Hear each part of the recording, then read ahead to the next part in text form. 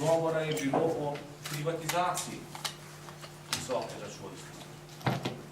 Kako lahko privatizirate nekaj, kar je že od začetka zasebno?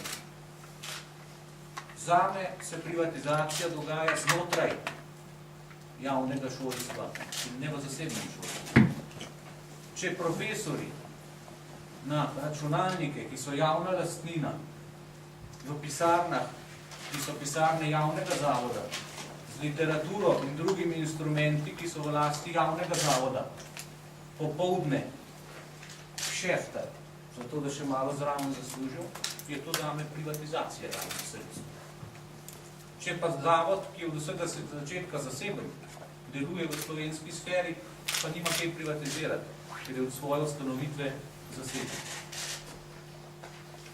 Govor je bilo tudi o tem, da se denar pretaka v žepe zasebnih institucij.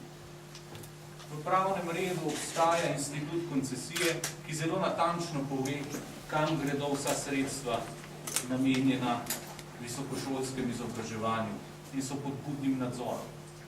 Ne samo, da je teh sredstev procent 2 ali 3 v primerjavi z 97–98% sredstev, ki se stakajo v javne zavode.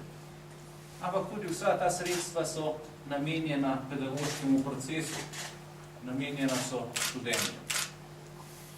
Tako da, veste, človek dobiva vtis, da je visoko šolstvo eno izmed tistih zadnjih področij, ko se nekdo ne želi sprijazniti s tem, da je tudi tukaj potrebna konkurenca, da je tudi tukaj konc monopolov nad vzgajanjem intelektualcev in da so pravzaprav slovenski študenti in njihovi starši tisti, ki se odločajo, kam bodo šli in kakšno znanje bodo pridobili, predvsem pa kdo jih bo učil in kdo bo s svojimi referencami za njimi stal.